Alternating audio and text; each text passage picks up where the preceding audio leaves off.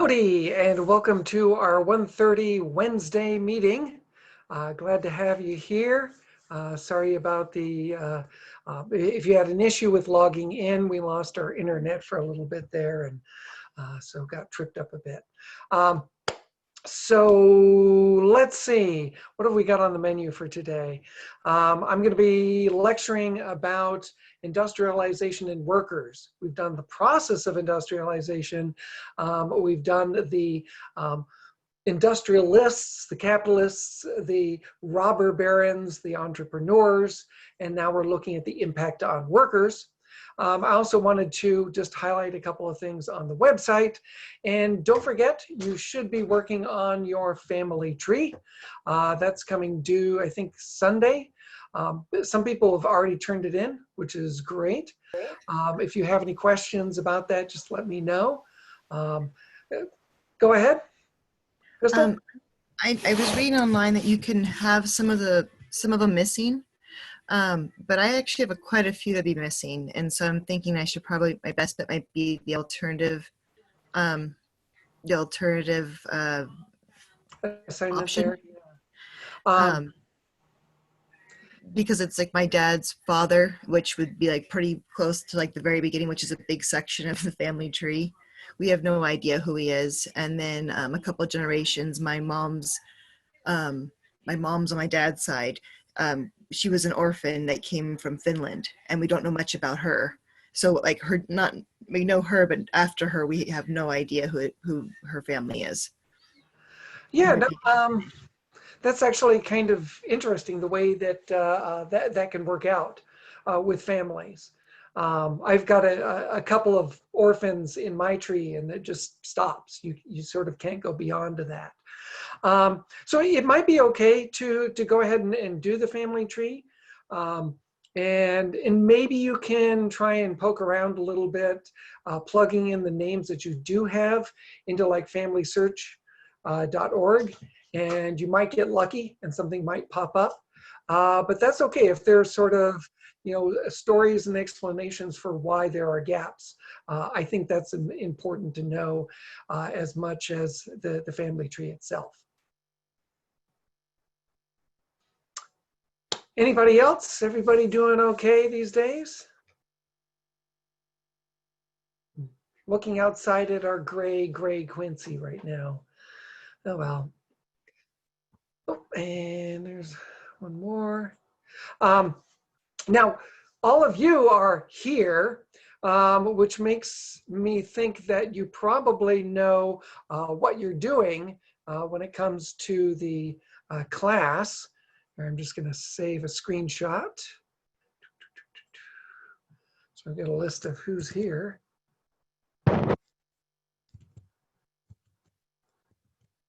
Oops. Can you hear me? Oh, yeah. You're coming in. Okay, there we go. Okay, so I got that. My point is, okay, so you're all here because you probably have gone to the homepage, and you should see the homepage here behind our little videos, and you probably clicked on this to get here, which is how you get here. But I wanted to highlight, on the homepage, this is what this is set up like, that you have the readings up here, and then it goes by week. These are links right here, so that there's the first week, the chapter, and the topic. So technically, we're in here somewhere. And if you click on that, then eventually it takes you to the modules. There we go. So this is the lectures that I posted this week. These are our primary source readings that we're doing. I'll post this video as soon as it is done. And then we do have a quiz coming up. Normally I would make things due on Sunday, but I've pushed this back to Tuesday to kind of allow people to catch up, because it seems like a lot of students don't really understand what the modules are and aren't actually going and looking at the video lectures. They're just not doing anything in the class. So I want to give people a chance to catch up. If when you log into your Canvas, you should see something like something like this, where you've got these different cards, and obviously you'll have English and biology and equine studies and stuff here, not all history. If you log in and you see something different that looks more like this, this isn't really where you want to be. This is useful and allows you to kind of see some tasks, some assignments that need to be done, but this isn't how you want to interact with your classes, right? You want to come up here, whoops. I've got a bunch of stuff overlaying my screen. So click this, oops, gotta move this, click this and then click card view and go back to this. And this will give you direct access to your classes. And I think most instructors are using the module system of one form or another. There's a quick buttons over here, you know, announcements that I've made, assignments. We're not really doing any discussions, your grades, that might be useful to you. The syllabus, quizzes, and here are the modules. So are there any questions about the format with the class and what we're doing? The quiz is going to be short answer. You're going to write a little paragraph for each of 3 questions that you'll be given. And then there's a little extra credit thing if you've got time. So make sure that you've got 30 minutes available to you and that you've kind of reviewed things and you've got your notes. It is open book, open notes. So you can use those materials, but you can only use what has been assigned in the class, right? So I'll stop there for a moment. Does anybody have any thoughts, queries, concerns, questions?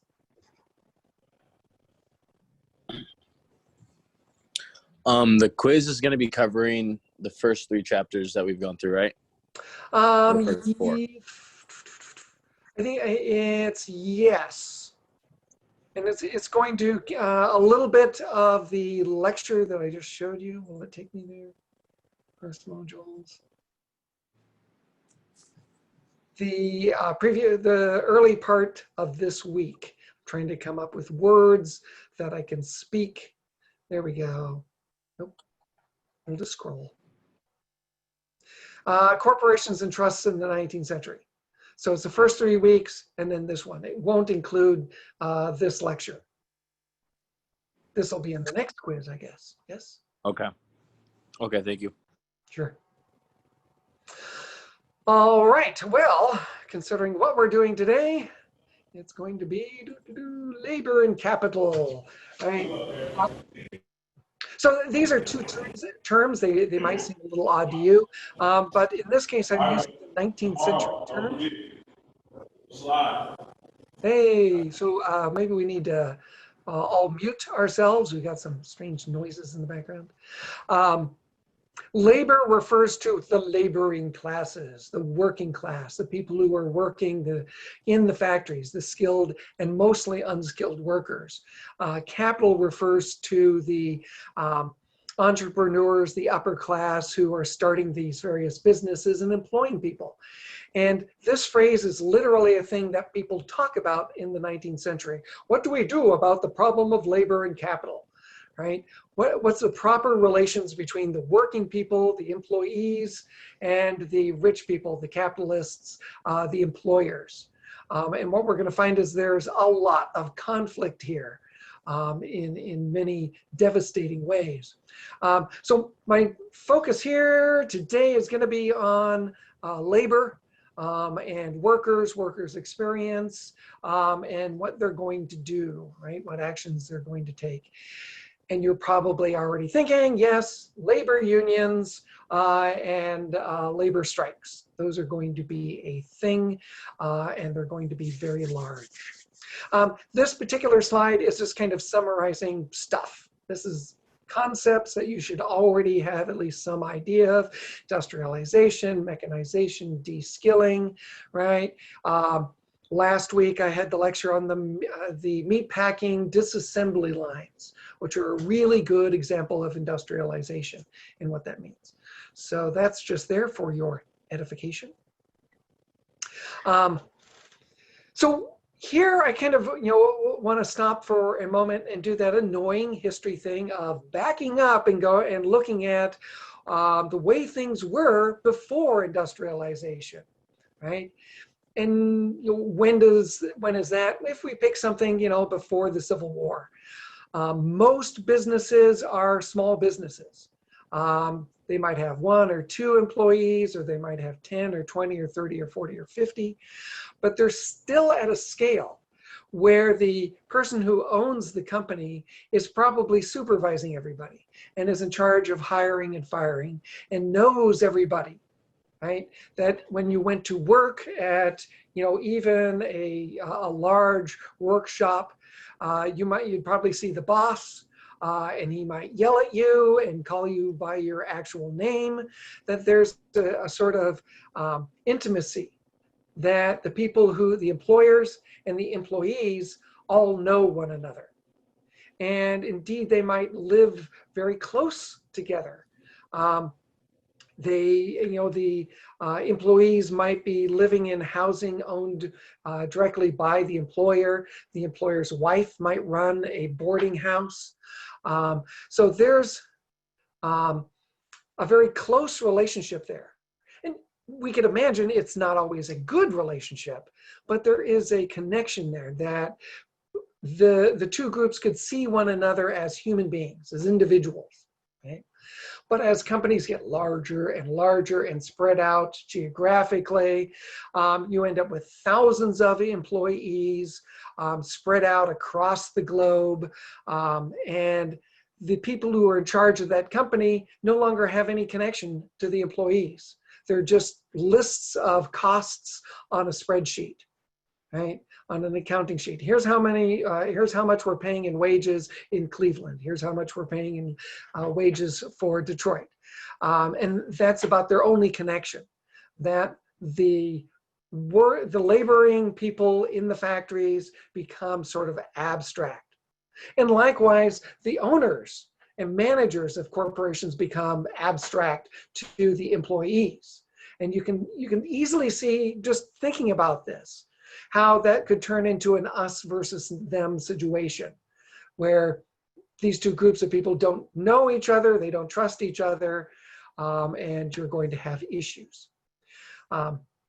Just to note a little thing here, or a big thing actually, if you had been looking at the meat packing plants, you might have been saying, wow, there are a lot of people who are willing to work for very low wages, right? $1.25, $1.50, $2 a day.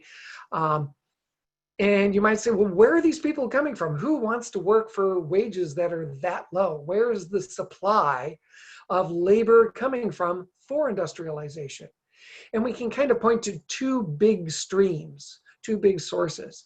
One is going to be immigrants from Europe, right? There's a whole bunch of stuff going on in Europe that we'll be looking at next week that is bringing immigrants into the United States. And most of these people are struggling. They often don't speak English or can't read or write. And so they tend to take very low paying, unskilled work. And so they're one source of that industrial labor force. The other one would be people coming off the farms, right? And you can really see this in the homesteaders, right? You've got all these people moving out, say Kansas, they try homesteading, they have big families with lots of kids, and then they can't survive. Homesteading turns out to be much too difficult. And those people leave that homestead. Where do they go? Well, they might try and look for more land someplace else. Maybe they'll have better luck. But a lot of them and their children are going to move to the cities and get jobs at factories because that's the opportunity that's available. Got to put food on the table.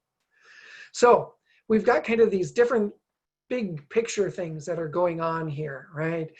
These 2 emerging classes of labor versus capital. And those are the terms I'm going to use. And as usual, as I'm babbling along here, if you think of something, feel free to just pipe in with thoughts or questions. During the 19th century, there's no such thing as an 8-hour workday. You essentially work as long as there is light. before electrical lighting really becomes standard, kind of around 1890 or so. All the lighting is natural lighting, like what's coming through my window. And your factory stays open as long as there's light to work. And then when it gets too dark, then everybody goes home. Oh, there's a chat. Oh, okay, no problem.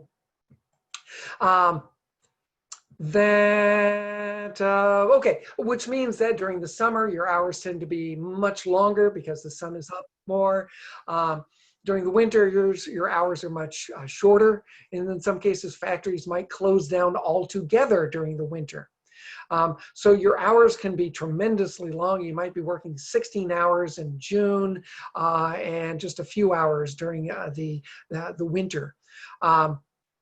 Once you get electrical or any sort of lighting system installed, now you can operate 24 hours a day. And factories tend to do 2 shifts. There's a day shift and a night shift, and you're working one of those 12 hours each with basically 30 minutes for lunch. And that's standard. And there's no limit to how much time your employers could make you work. Right? Sorry, we do 36-hour days here. So that's what you have to do. If you don't like it, you're welcome to get a job someplace else. So you could be working extremely long hours. 6 days a week is standard. Everybody gets pretty much Sunday off, thanks to what become known as blue laws. Laws that in some cases, for some reason, were printed on blue paper. There's some sort of strange origin story there, I'm sure. That where lots of counties said we don't want people working on Sundays because Sundays is the Sabbath and the day of rest. Otherwise, 6-day work week. We do find that starting in the 1830s and then kind of increasingly through the 19th century, some employers started saying, well, why don't we give you a part of a day? And they would work there would be one shift that would work on a Saturday. And so you might have every other Saturday off, or you might only work 4, 6, or 8 hours on Saturday and you get off early. And as you can imagine, that gradually turns into, well, why don't we just shut down altogether on Saturday? And you have the invention of the weekend around the turn of the century that more and more people come to expect to have Saturday and Sunday off. Pay is very low, as you can imagine, right? $1 and $2 goes a lot further now, or back then, than it does now, right? You could get a beer for a nickel and a meal costs 25 cents. Obviously, you could get by on very low pay. But, and that was true for single men. If you're a single man or a woman and you worked an industrial job, and got paid these very low wages, say $1.50 a day, you might spend a little bit of money on a bunkhouse or a boarding room, or have a roommate, and otherwise be very frugal with your money. You could actually save up some money. You'd have to work really hard and not have any fun, but you could do it. The problem comes when more and more of the unskilled, low-paid workers in those industrial positions that have been de-skilled, hi hummingbird, there's literally a hummingbird who stops by my window and stares at me for a moment each day. It's really kind of creepy, actually. Then I know I'm easily distracted by things. I shouldn't have a window here. If you have a family, if you have a husband, a father who's got 3 kids and a wife, this money is not enough. You cannot take care of a family on pay this low, right? And more of those jobs are going to be filled not by single men, but by working class family men and women and children. That's going to be a thing. As a worker, you're responsible for everything that happens. The employer isn't responsible for anything.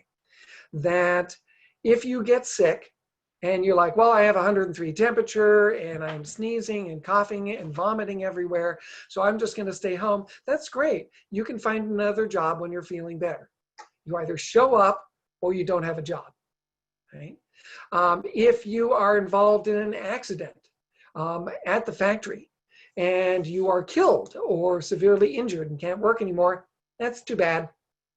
Accidents happen. Company didn't mean for that to happen, but you knew the risks taking the job here. So if you don't like it, if you think this place is too dangerous, you should go someplace else, right? And that highlights a concept, and I might as well do this, I guess. Text. I'm going to use red. Let's see if this will work. For some reason, I used to use the whiteboard for this. So liberty of contract, also called the freedom of contract, right? This is a concept that kind of emerges in the late 19th century, becomes really important early in the 20th century, in the early 1900s, and then is gradually going to be set aside. The concept of the liberty of contract said, you are all free workers. We're all free people. None of us are slaves. We've abolished slavery back in December 1865. And as free people, we can work wherever we want. So if I go to some place and I say, I'd like a job here, and they say, we're going to pay you $1.50 a day to work 12 hours a day doing this super dangerous thing, I can either say, sure, yes, I will take that. Or I can say, no, I'm walking away from that. Forget it. That's crazy, right? That was how liberty or freedom was understood. It isn't that you have the freedom to get good pay or to be guaranteed a safe work environment. That's up to you. The employer is not responsible in any way for your safety or well-being in the workplace. And you can see how that creates a problem, right? You're working someplace, it's extremely dangerous. Some of your fellow workers are killed, and you go to the supervisor and say, this place is too dangerous. We need to change this. Not liberty of contract. If you don't like it, go someplace else. It relieves the employer of any responsibility for anything. Right? But at the same time, you could see how people would kind of latch onto that. We're coming out of a period of slave labor.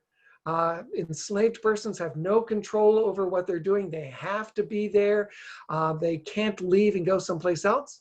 But free labor can go and do anything it wants. They're free people. Right? So this liberty of contract is going to be a kind of important issue. Not only are these wages low and the hours long and they're dangerous and yada, yada, yada, you also could be expected to be unemployed for a significant amount of time every year, right? Literally months where you have no income whatsoever. And again, if you're single and you've managed to save up a little bit of money, maybe you can survive, or maybe you could move back to the farm and live with your parents until the economy turns around. Sound familiar? That you, as a single person, that might be okay. But again, as a family, head of a household, that makes things very difficult. If all of your money is going to pay for rent and for food and clothing, when you're unemployed, you have no income and your family goes hungry, right? And the other thing is liberty of contract. The company doesn't have to tell you when they're going to be shutting down. You could show up to work and say, I'm ready to go to work, sir. Sorry. Well, we're shut down for 3 months. You'll have to find something else to do. Okay, can I have my pay for the past month? Oh, sorry, we don't have any cash right now. So we'll give you an IOU, and you come back in 3 or 6 months, and we'll pay you for the money that you, for the work that you did last month, right? And companies could get away with this. And you could probably see that would piss me off. What can you fall back on? There's nothing. There's no what we now refer to as a social safety net. There's no welfare, unemployment insurance, Social Security. None of those things exist. You have a certain amount of charities available, local church charities in particular, community organizations trying to help people. but those tended to not provide very much in the way of support. Might be a loaf of bread and a little bit of bacon, just some small amount of food for your family. Also, they had what was called the pauper's oath. You had to swear. You literally had to sign a contract that said, I swear, I am a miserable, terrible person. All the bad stuff that has happened to me is my fault. I have done bad things, and that's why I'm unemployed, and that's why my family is sick and hungry. And I promise that I will use the food you give me to take care of my family. And a lot of people weren't willing to do that. So put all that together, and you have a difficult system that is often going to trap people.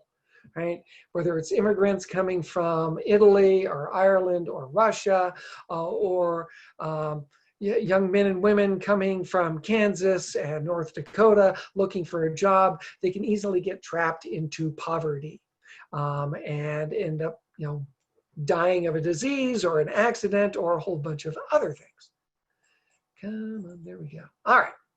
So let's cleanse our brains for a moment and change things up just a wee bit. Let me clear my drawing and close that. And let's do something visually stimulating, well, sort of. Here's a black and white picture. This is obviously a couple in their house. This picture is taken about 1890, early 1890s. Take a look around at the various things, and I have a question for you. What social or economic class do you think that this couple is a member of? Are these very wealthy people? Are these, Andrew Carnegie's best friends? Are these middle-class folk living in their very modest but well-furnished house? Are these working-class folk struggling to survive in this modern industrial world? What social class are they? And why do you think that is? What clues do you see in this picture that tell you that?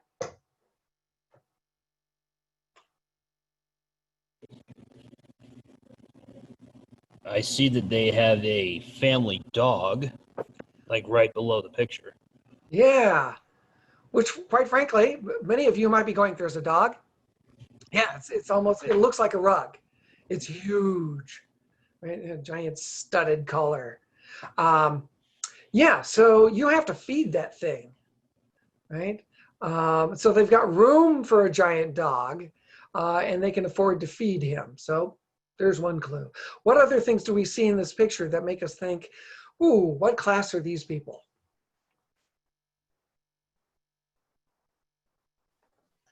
The instruments on the right. Musical instruments, exactly. We see a guitar, a banjo, and it's a little more difficult to see, but there's a piano right here, right? And this might be one of those odd situations where, normally you look at a banjo and you don't say, wow, those people are really well off. But in this case, somebody is very musically talented, right? I think they're wealthy because they have a dog, lots of instruments, and furniture, right? Yeah, check out this furniture. They have a love seat and some stuff back here. Man, they like wicker. I mean, look at this. Wicker, wicker, wicker, wicker. It's like a Pier 1 exploded or something in here. Okay, how about how they're dressed? What is he wearing? It's difficult to tell, and you have to kind of squint. But what is he wearing? It almost seems like he's wearing a black and white uniform that was like made in the 19th century. Okay. Any other guesses or suggestions? It's really hard to tell. I wish this was in color, but And he's wearing a suit, like a trench coat type. yeah, he could be wearing a trench coat, but he's inside, so that would be improper. But I think I heard you say the word suit of some sort. Yeah. Yeah. I believe the man is wearing a suit, says Madeline. Yes, It's hard to tell. It really is. There's a white collar. Here's his tie right here, his white cuff. This is his jacket. So he's literally a white collar worker, right? That's where we get that term. A white collar worker is a member of the professions, a lawyer, an accountant, a manager, rather than a blue collar worker, right? Somebody who's working in the factory with their hands. The blue collar comes from the blue overalls that workers wore. And the reason it was blue is, it's really stained, and you're never going to get those stains out. There's no way a working class person could ever sort of get clean. So they just wear those blue overalls. So we have blue collar workers and white collar workers. And this guy is literally a white collar worker.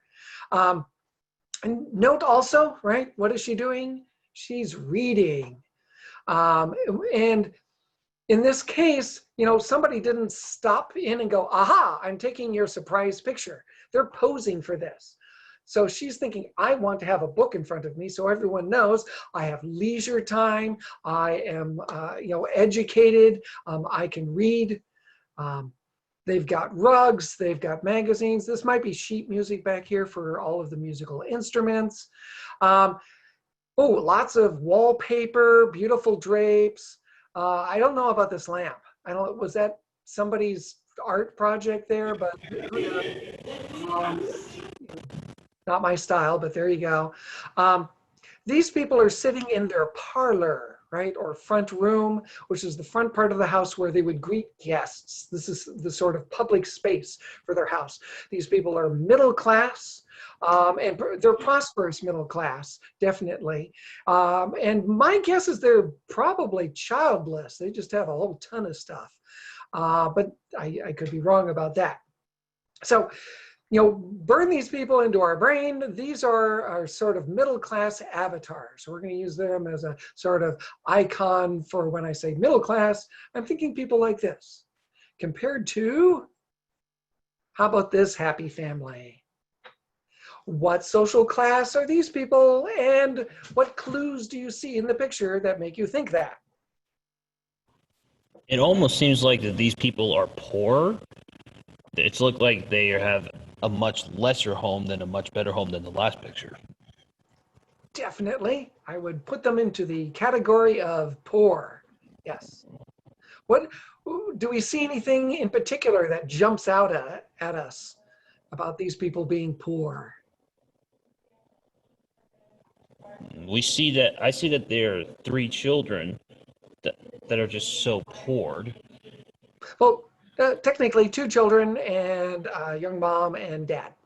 I thought there was a 3rd children there. I was like, Never No, mind.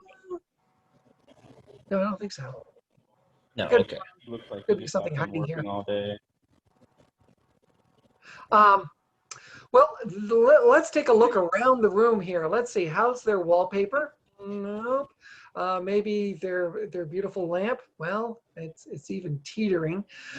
Maybe they have some nice furnishings. Not so much, right? Look, they have drapes. Actually, that's not a drape. This is a doorway here, and they can't afford a door. So they have a blanket that's basically nailed up to give them some privacy, because this is one room, a bedroom, in an apartment building. And there's a hallway out here that connects to a bunch of other bedrooms where other families are living. So if you could imagine, there's an apartment. It's got 3 bedrooms, a kitchen, and then there's a bathroom shared by several of the apartments. There's a family living in every single one of those rooms. And yes, this is basically a mattress, although what is it made out of? It's like some blankets. I don't know, maybe there's some hay stuffed in there or something. But this is not their parlor, right? This is their room. It's their kitchen and the bedroom and the front room and the family room all combined together. And so they're very, very poor. He's an industrial worker. This is in New York City. Taking a look at Dad here, and I don't know how much you know about 19th century men's fashions, but Where do you think this guy is from? Is he from Kansas or New York or someplace outside of the United States? What's your sort of gut instinct here? To me, he almost looks like he's from a different country on the other side of the world. Yes, they're definitely immigrants. Do I have any guesses as to where? That's okay. He's basically from Russia, right? This type of hat here and the beard, very common in, kind of Eastern Poland, Western Russia, Ukraine, those areas. So we have an immigrant family here. If you look, they're really filthy. These kids, I just want to give them a spit bath because they're just filthy because, of course, they don't have running water. And so they don't get a bath very often. Now, you might ask yourself, where are these pictures coming from, right? If you've watched, and I hope you have, the Homestead lectures, you saw all those pictures, those families all lined up in front of their sod house taking a picture of their homestead. Those people are paying somebody to take their portrait. They're saying, look at us, we're pretty awesome. I want a picture and I'm going to send one home to mom or great grandma or something. Do you think this family was doing that? Did they pay somebody to come and take their portrait to show how well they're doing here in America? No. This is actually from a book by a gentleman named Jacob Rees, R-I-I-S. One of his excerpts is a primary source this week. He wrote a book in 1890 called How the Other Half Lives, and it's about poverty in America. And he literally went around looking for poor people and took their pictures so he could put them in his book and say, aha, look, America, poor people. So in that case, these people were identified and he said, boy, you look miserable. I definitely want you in my book, right? As opposed to this family that did hire somebody to do a portrait of them. But at the same time, I kind of feel like they took a whole bunch of stuff in their house and just shoved it into this space back here so it looked like they had a bunch of things. Right? Look at all the stuff we own. We're so well off. So we've got our sort of middle class family here. We have a working class family struggling, living in an apartment in a tenement building in New York. I'm looking at the time. Now, it's possible that those children that we just saw, well, if I go back, maybe you could give her a job of some sort. And we have to recognize that child labor, industrial child labor, becomes an issue here, right? And what we find is because of the, jobs are getting de-skilled, right? Jobs are becoming de-skilled, which means that you need less and less skilled labor. The lowest skill labor possible is using small children. Right? Small children cannot do skilled labor, but they can do very simple tasks, unskilled work for really low wages, right? Astronomically low wages. They're also a very easy to manipulate workforce. This little girl, this 9-year-old working in a North Carolina textile factory is not going to join a union. She's not going to join a labor union, and she's not going to get a Molotov cocktail and burn this place down. If she talks back, you smack her across the face and you make her go back to work, right? And corporal punishment, beatings are just going to be part and parcel of industrial work, because in most cases, her immediate supervisor would be a 13 to 15-year-old boy. His supervisor would be, an 18-year-old, and so on up the chain, if you will. Why is she working here?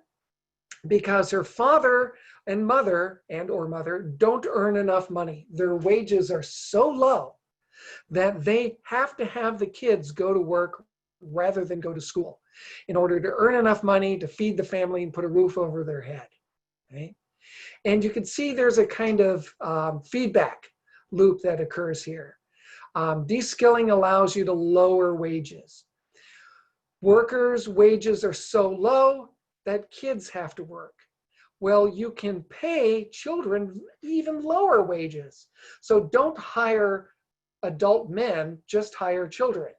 That means there are less work and lower wages for men to work, right? And so there's this kind of downward spiral of wages, and children are being put to work in very large numbers in very dangerous, terrible conditions. Whether it's literally working in a coal mine as a breaker boy, you're basically literally breaking up the coal and inhaling the coal dust.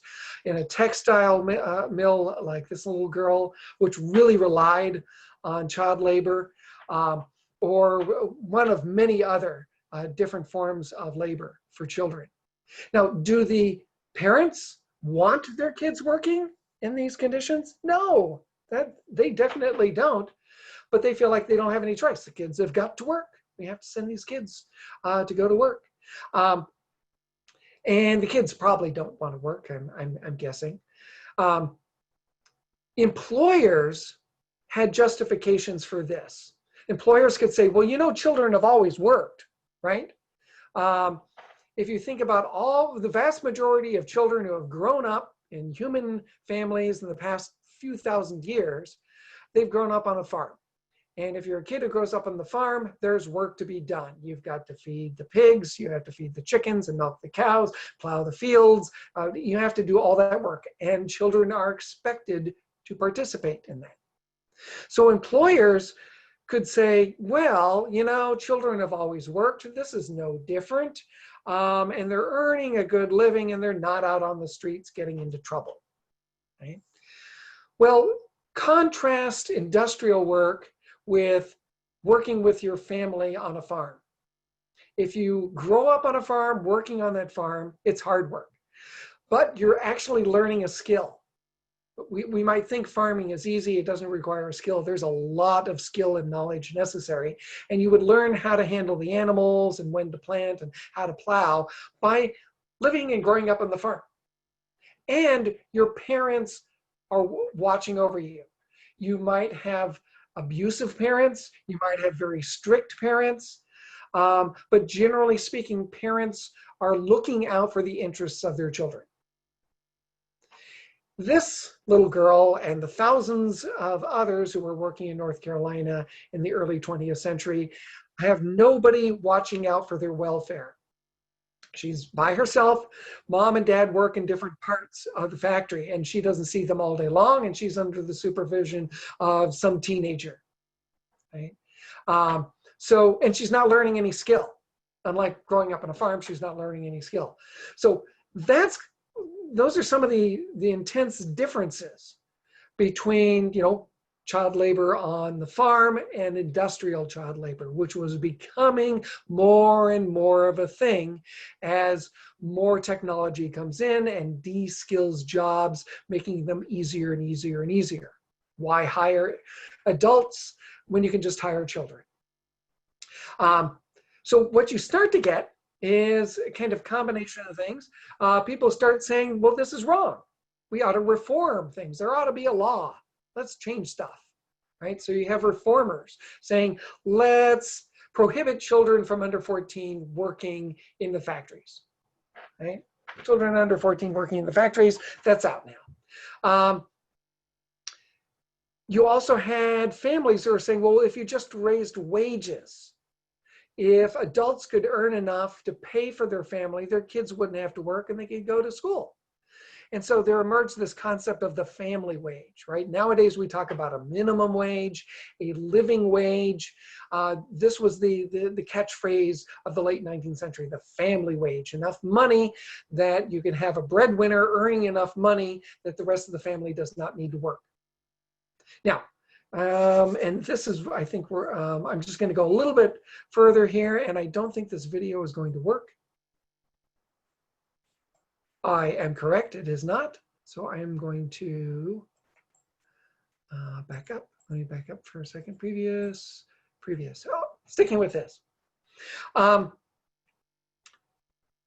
When you have those laws, state laws start going into effect, saying no children under the age of 14 years of age is allowed to work in an industrial environment, right? In any sort of industry, dangerous situation like this. They're still able to deliver newspapers and shine shoes and various sorts of things, but they're not allowed to do industry work, right? The courts will strike down some of those laws because of liberty of contract, right? The employers say, and the courts agree with them, including the Supreme Court, if you pass a law saying this little girl cannot work, you're infringing on her rights. She has a right to work under whatever conditions, whatever wages, whatever hours that she deems worthy. If she wants to work for a nickel a day in a situation where she could lose fingers at any time, that's her prerogative, that's her freedom, right? That's what I mean by liberty of contract. She has the freedom to sacrifice her life and health working at this factory for extremely low wages. And all the way up to the Supreme Court, they'll rule, yeah, that's correct. So we're going to strike down these laws. You can't prevent small children from working in factories because you're infringing on their rights, their liberties. And you can see how twisted and crazy that is. Specifically, and the clip there that I was going to show you that is not working is actually from the movie Zoolander, which is getting a little old now. I think it's 25 years old. It's from the 90s. But there's a scene in there where Zoolander, who is a male model, is being brainwashed. It's a very silly movie. Is being brainwashed by Will Ferrell, who plays the bad guy. And Will Ferrell makes an argument.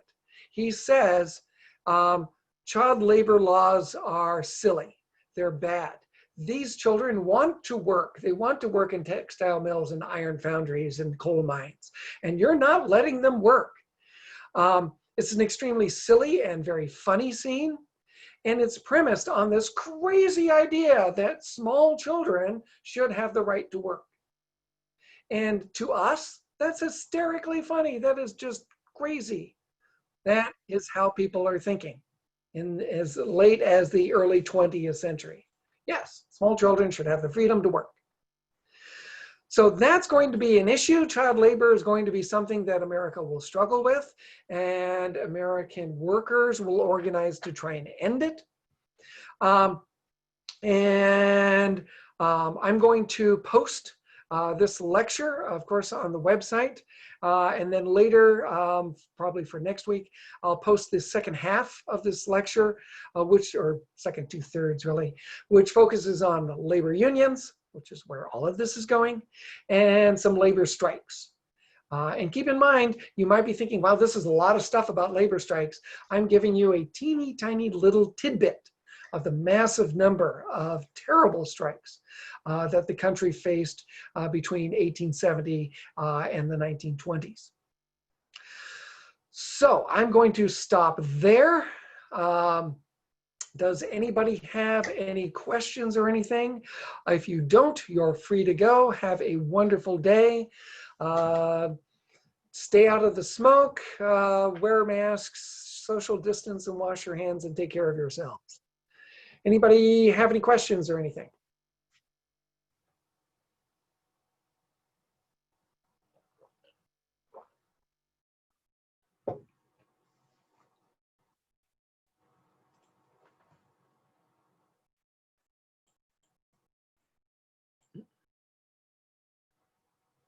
Yes.